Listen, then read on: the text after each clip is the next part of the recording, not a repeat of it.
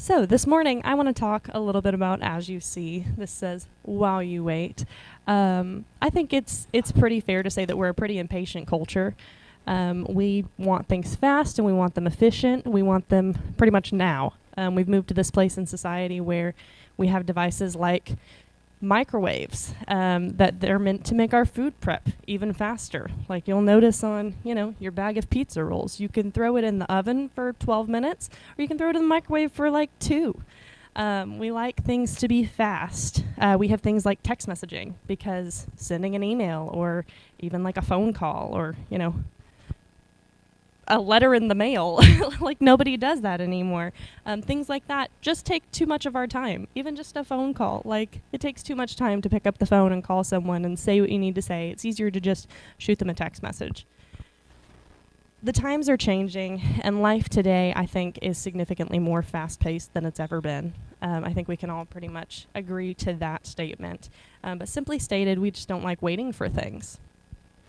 And I have nothing against these new ideas and these new inventions that we have that have come about in the world. I think if things can be done easier or more efficiently, why not? I love, moving forward, making progress. These new advancements definitely make my life easier, and I don't have very many complaints about that most of the time. So I'm not saying that it's a bad thing, but the issue that I have with this is that there has been this sort of shift in our mindsets, specifically in kind of this Christian world. We still expect things to be almost instantaneous sometimes. We still hate that season of waiting for something to happen. We become more accustomed to this sort of instant gratification. And unfortunately, as Christians, God, a lot of times, not all the times, sometimes he may make things happen right away. You may pray, and God says, all right, done. But most of the time, I would say God requires this sort of waiting from us to see things happen. He may be making us promises about things. He may reveal things to us that are going to happen someday in our lives, but we still have to wait to actually see these things take place. He may give us these big hopes and dreams for our future, or we may be in the middle of a situation that we just can't see a way out of, and we know that we have to wait to get out of that season, or we have to wait for that thing that he's placed on our heart to come to pass. Recently, God's actually been dealing with me a lot on this topic and just kind of waiting on him to do what he wants to do in his timing, not necessarily the things that I want to do in my timing. Over the last several years, God's really been showing me things that he wants to do in my life, and that's super exciting. I love finding that out. I'm a planner. I love knowing what the plan is, so thank you, Lord, for being like, here's your plan, but now you have to wait on it. It's been too easy for me in those situations, I think, to slip into this place of frustration and sometimes even doubt about the things that I believe that God wants to do in my life. It becomes easy to think, what was God thinking when he gave me this desire or this dream? What if it's not really from him after all?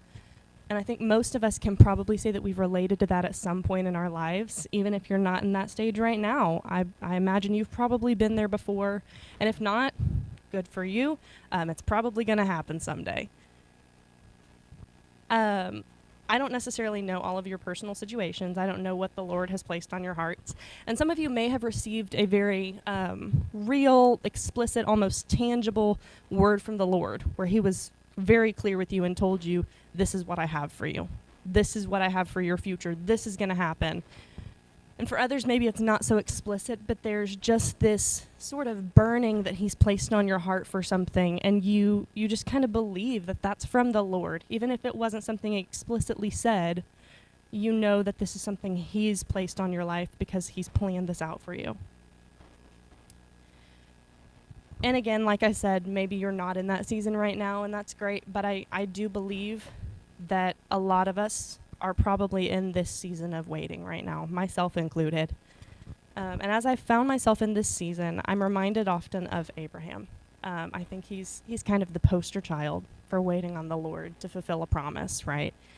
His stories, he takes up a lot of Genesis, so we're not going to read his whole story. I'm not going to do that to you guys today, but we are going to focus on some of the big points in his life.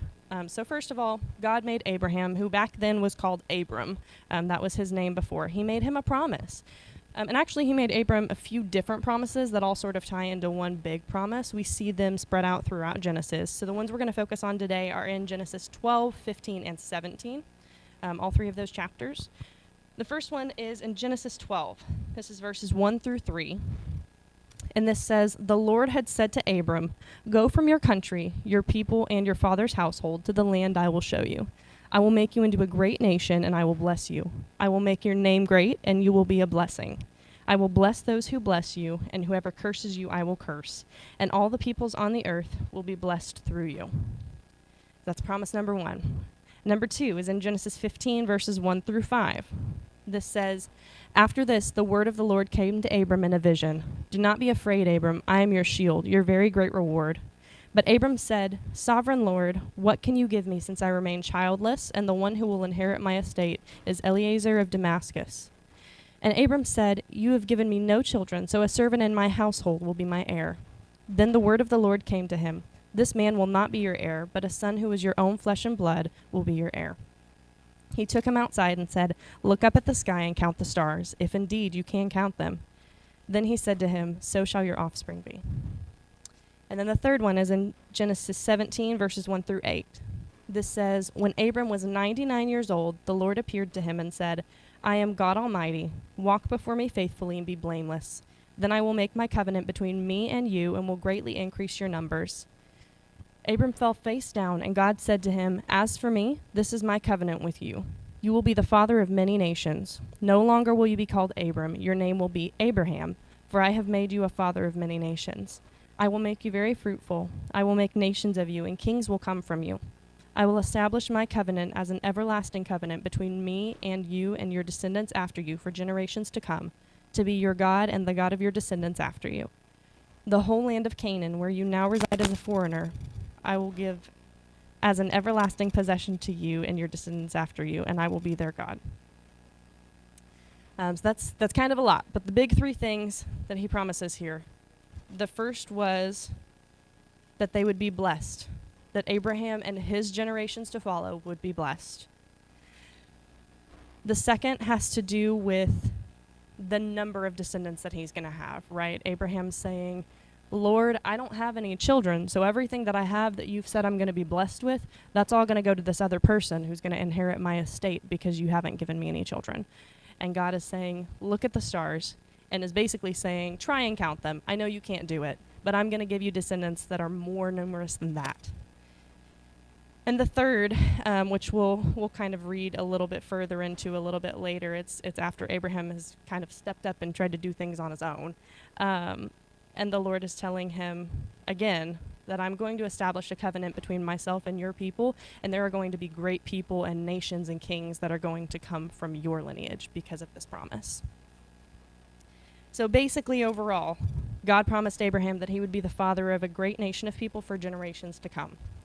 And I feel like for Abraham, that was probably pretty exciting at first, to hear that promise that God himself was saying, "Hey, Abram, I know you're kind of old, but, I'm going to give you kids. It's going to happen, and they're going to be awesome, and they're going to be blessed, and they're going to have kids, and those kids are going to have kids, and on, and nations and kings are going to come from your line." I think that's a very, very exciting promise to get from God, except that what came next for Abraham was that waiting season. And I think a really good comparison, or at least one that I kind of felt was very relatable for myself to this situation, is that feeling when it's getting kind of close to a holiday, maybe Christmas, maybe your birthday or some other holiday, but for my family, Christmas is kind of the really big one that we celebrate. And you know that feeling when you're getting close to it, you know that you have a present for someone that they're just going to absolutely love. You're going to love giving it to them, but you have to wait for the day that you can actually give it to them. And that's pretty frustrating. Or maybe you're on the other side of it and you have to be the one to wait to receive that gift. My dad is the absolute worst about this. And, I love him and I take after him very much, but he's the worst about this. We'll get to the end of the year, and as soon as there's a gift under the tree for him, he will start trying to figure out what it is. Like the minute we put the gift under the tree, sometimes even before then, because now that I'm not living at home, it might just be something like me sending him a little snarky text and being like, "LOL, I bought you a gift, but you don't get it for, 3 months."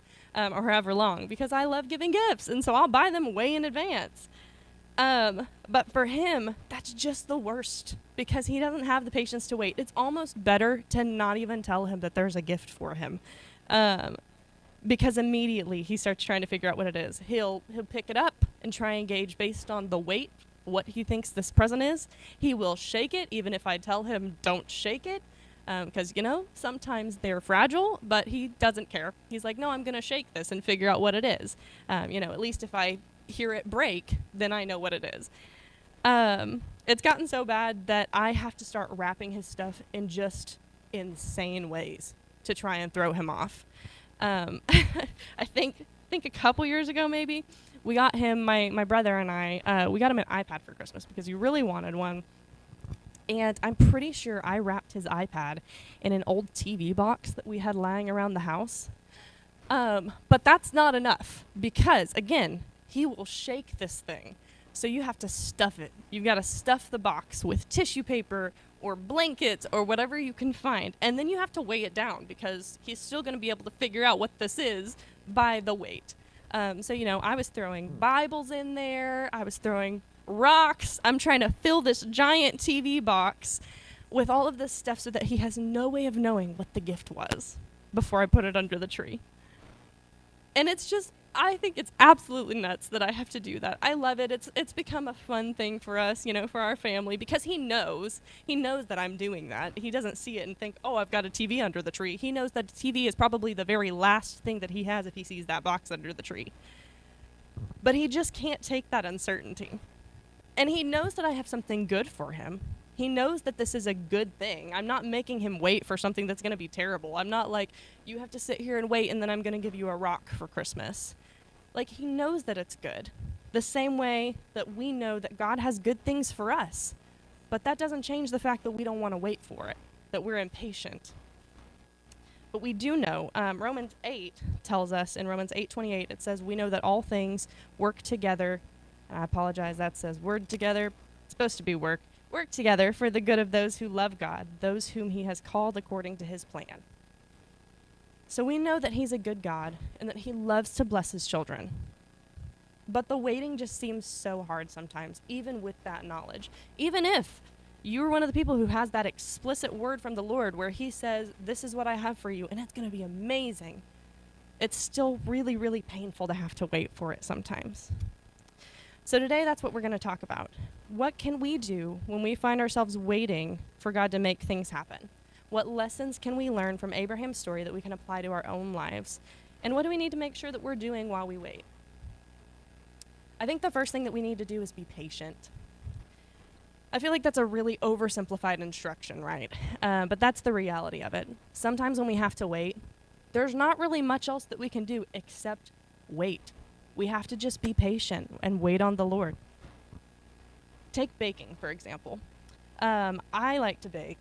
I've recently discovered that I'm fairly decent at it, as long as the only thing I'm ever asked to make are cookies and nothing else. I can bake nothing else. They all turn out terrible. But cookies, I'm very good at. So that's what we're going to talk about today. Baking is a real test of your patience. You can smell your cookies in the oven. Maybe you can even see them. Maybe you sit there and you turn on the light and you stare through the little window. And you may think at one point that they're probably done enough to eat. They look done, right? But taking a bite too soon, you may find otherwise. You may find that it was too early. You may regret it. Maybe even after they are done, but they have to sit and cool for a while, and you take a bite and you scorch your tongue and you know that was the wrong decision. Baking is a real test of our patience. And that's kind of how it is with waiting on God as well. His timing is going to be right, even if it doesn't happen when we want it to. Even if, to us, it looks like it's time. We think, okay, everything has lined up nicely. It's time for us to take this step in our life, whatever it is. If it's not in his timing, then we may come to regret that. It's in Genesis 21 that we start to see God's promise finally coming to pass for Abraham. 21 verses 1 through 5, it says, Now the Lord was gracious to Sarah as he had said, and the Lord did for Sarah what he had promised. Sarah became pregnant and bore a son to Abraham in his old age, at the very time God has promised him. Abraham gave the name Isaac to the son Sarah bore him. When his son Isaac was 8 days old, Abraham circumcised him as God commanded him, and Abraham was 100 years old when his son Isaac was born to him. Personally, and I love the whole story of Abraham, I think that it's very encouraging. It's a good instruction, good kind of thing for us to follow, like I said, as we're in this season. But I love that verse 3 includes the line that it was at the very time God had promised him. God, in his infinite wisdom, knows the exact right time for the blessings that he's going to bring you. It may not always make sense to us, and sometimes we have to wait a really long time. Abraham didn't see his promise taking place until he was 100 years old, which, back then, it was a little different. Biblical 100 was like our days, like 25 probably. But Abraham was 75 whenever God first made that promise to him. So he had to wait 25 years for God's promise to actually start to take shape in a way that he could see with his own eyes. And I don't think that was easy. In fact, we actually know that he got a little impatient and decided to try and take things into his own hands and help God out a little bit. In Genesis 16, verses 1 through 4, it says, "Now Sarai, Abram's wife," back then Sarah was Sarai, Abraham was Abram, same people. "Now Sarai, Abram's wife, had borne him no children, but she had an Egyptian slave named Hagar. So she said to Abram, 'The Lord has kept me from having children. Go sleep with my slave. Perhaps I can build a family through her.' Abram agreed to what Sarai said. So after Abram had been living in Canaan 10 years, Sarai, his wife, took her Egyptian slave Hagar and gave her to her husband to be his wife. He slept with Hagar and she conceived." I think it's too easy to do what Abram did and give in when we see a sort of shortcut in life, or a way that we can speed up the process. And I don't think we're necessarily doing it maliciously. I don't think we're doing it out of spite or anything like that. I don't think that that's what I'm seeing here. And maybe I'm wrong, but that's not my interpretation of what we just read. I think Abram genuinely thought, well, maybe this is what God has for me. Like, maybe I can do it this way instead. Let me help God out. Going back to my example of baking, maybe you think to yourself, if I just turned up the temperature a little bit, I bet these would bake faster. And realistically, yeah, it's possible that you'll probably see some sort of result there. And you might actually end up getting your cookies done faster. But they probably won't be as good as they would have been had you just followed the original directions and been patient. Abram found himself in that same situation. He saw a shortcut and he tried to give God a hand. And yes, he saw results. He had a son, even in his old age. We read on, we're not going to read it today just because it's not necessarily relevant to this, but we read about his son Ishmael. That was the son that he had with the slave Hagar. And Ishmael had a lineage that was blessed, but they weren't blessed in the same way. The Lord did look out for Hagar and Ishmael because he recognized that they were also children of Abram, but they weren't blessed in the way that God intended for Abram and his lineage to be blessed. It wasn't the same as what Isaac, who we find later is Abraham's promised son, was blessed. And I know I've been guilty of that same thing sometimes. I get tired of waiting for things to happen, so I try and make them happen on my own. I think you guys probably can say the same in some situations in your life. But we try to help God out a little bit, which is so silly. Like, does God need our help at all? He's God. He's got this handled. If anyone has this handled, it's God. Sometimes all he wants from us is just a little bit of patience. The second thing that I notice in the life of Abraham is that in the waiting, it's important to be obedient. God didn't just make a promise to Abraham. A promise can very easily be one-sided, right? You can say to your friend, I promise that I'm going to do this for you. I promise I'm going to show up at this thing on time. That requires absolutely nothing on their part. All it is a one-sided, I'm going to do this for you. That's not what God did for Abram. He didn't say, I promise I'm going to do this, and all you have to do is just sit and wait on me. He required a little bit of action on Abraham's part. God didn't just make a promise, he made a covenant. And we actually see that as well. That was the wording in the verses that we read, that he was making a covenant between Abram and himself. But he tells Abraham to be faithful and to do certain things. The first thing he told him was to move, to get up and leave his home and go to a new land that God was going to give him.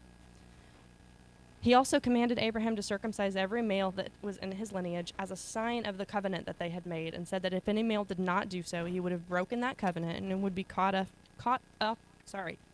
off from his people. So Abraham did those things. And sometimes the things that God asks of us don't make a lot of sense to us. Most of you don't know because you were not here at the time, but in 2018, actually Jenna knows this, she went as well.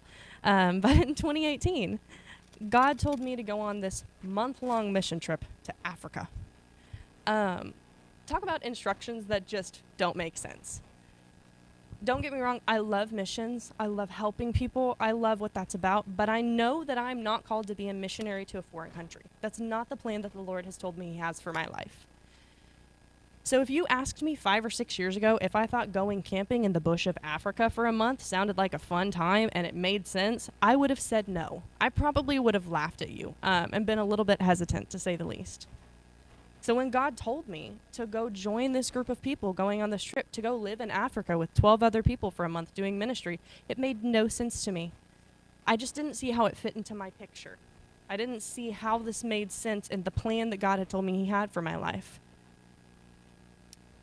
I knew that that was going to be a really stressful experience for me. I knew that there were going to be a lot of things that I had to sacrifice.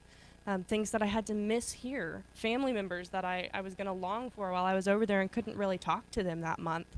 I knew I was going to have to get like 4 shots, one of which was actually in Africa. And personally, like, you know, I hate needles as much as the next person, but especially having someone stick a needle in my arm in a foreign country does not sound like something that's all that thrilling to me. There was a lot of stress and it didn't make sense to me at all.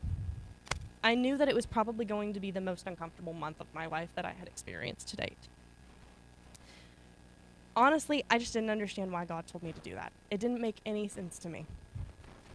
But I wouldn't even think now of regretting the decision to do it, to be obedient, because even though at the time I thought, how does this fit into the story that God has for my life?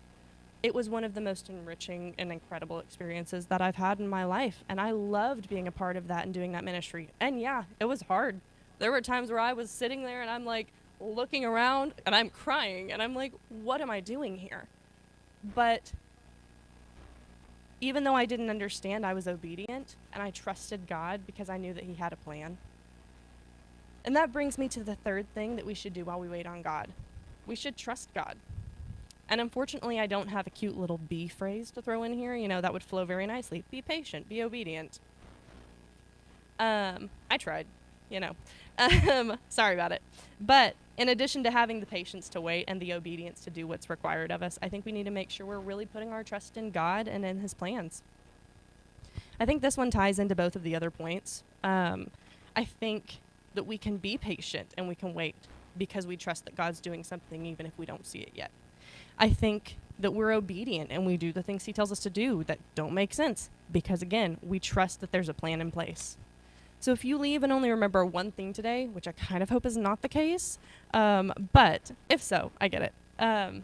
If you really learn to trust God, I think that the others are going to fall into place. I think that obedience and patience, I think that those will follow because ultimately you'll know that in this season, things are happening even if you don't see them. You know, you trust that God has a plan.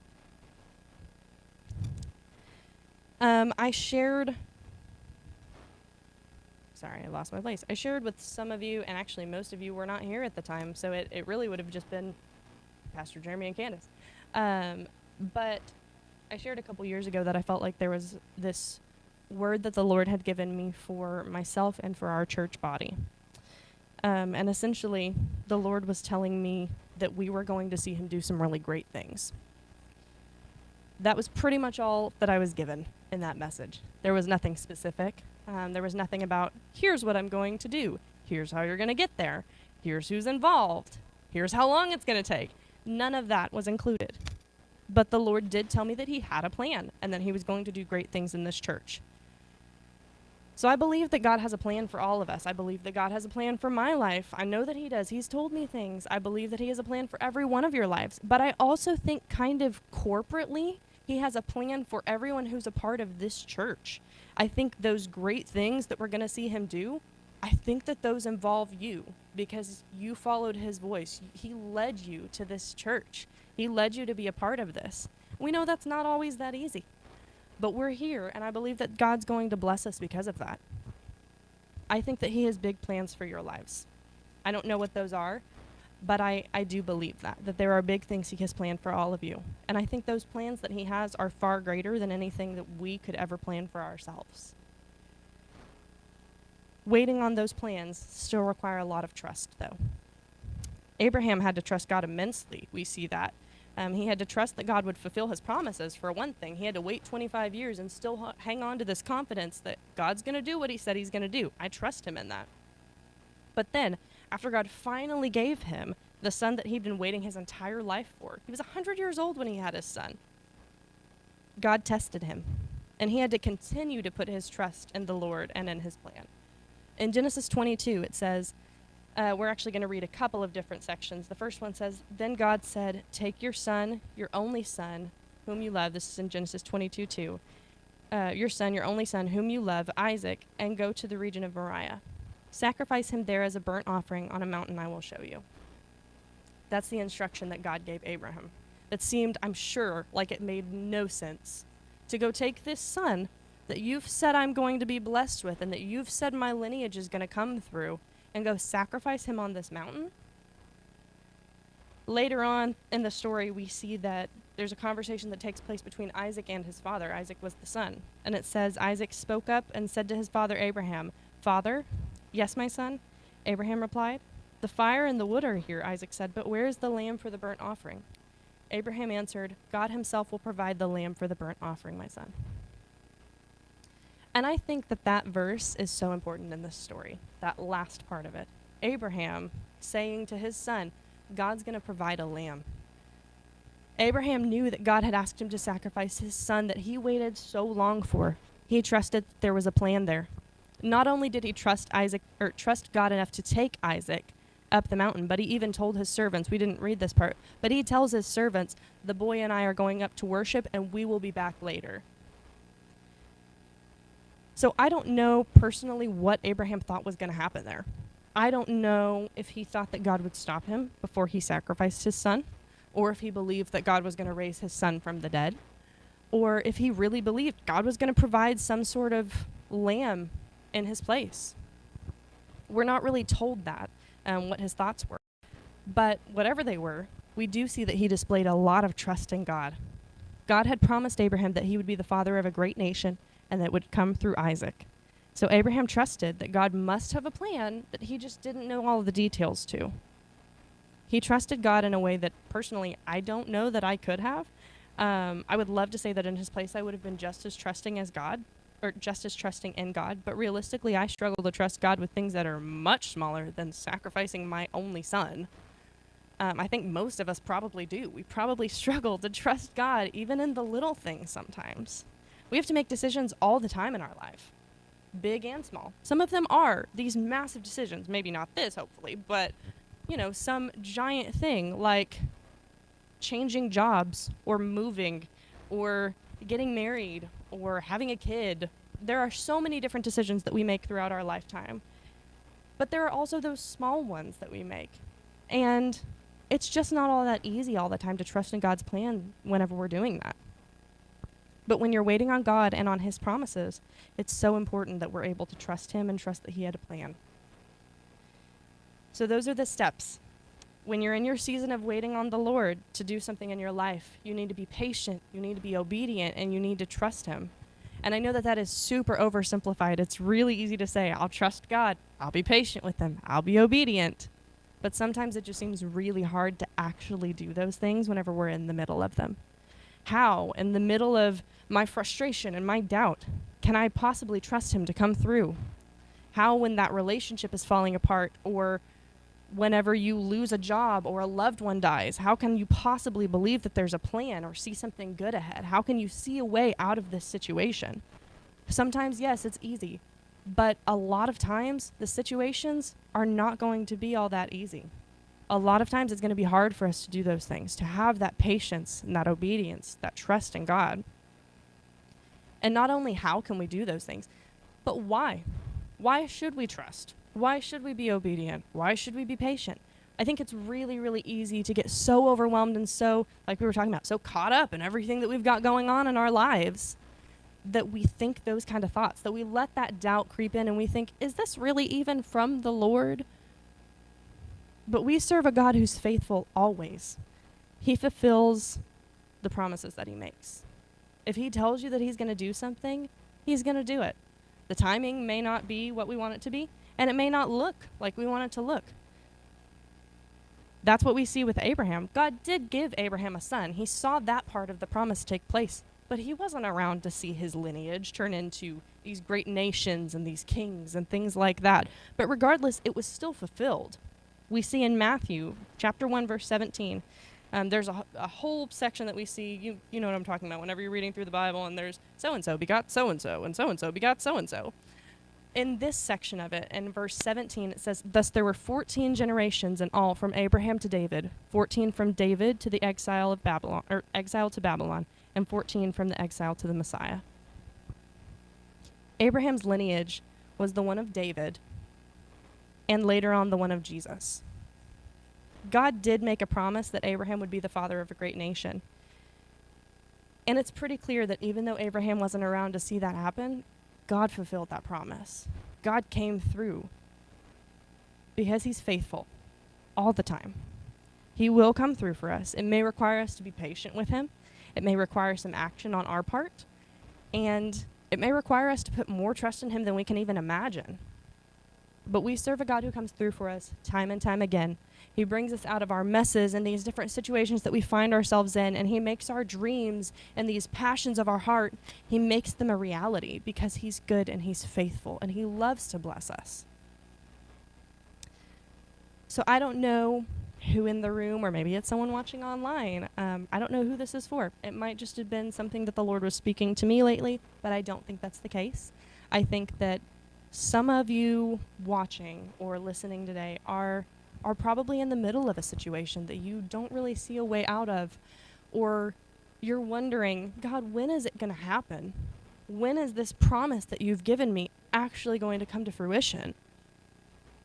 And if you're not there, then I think down the road you're probably going to experience something like that. And I would hope that you maybe don't remember every single thing I said, but that you hold on to just kind of the general message of this morning, and you remember, okay, Abraham went through this, and we saw God come through for him.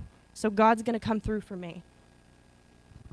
I think that some of you, whether you're in that waiting period now or it's coming soon, I think that this was a message that the Lord gave me for you today, for myself as well. I think that it's for all of us. And maybe you're feeling frustrated, or you're discouraged right now, or you're even doubting the promises altogether. But I want you to take encouragement out of this today. First of all, I want you to feel encouraged in knowing that God does have a plan, and he's going to do what he said he's going to do, even if it doesn't look like it in the moment. But also I want you to recognize that this is not necessarily something that you can just sit and wait to happen. Sometimes you're going to have to step up. Sometimes you're going to have to take action. So I think that we all need to be cognizant of that, and we need to listen to the Lord whenever he's speaking to us. Whatever your situation is, whether you're in that stage where you need to just wait, where you need to just be patient, or maybe the Lord is telling you to do something that doesn't quite make sense, but you recognize today, you know what? I need to do that. That's God speaking to me, and I need to listen. Or maybe it's just in general that you need to have this immense trust in God and this confidence that he has a plan, even if you don't see it. I want to give everyone an opportunity today to reflect on that, and to take whatever stage you're in, to take that we talked about today and find some encouragement, but also some guidance through that.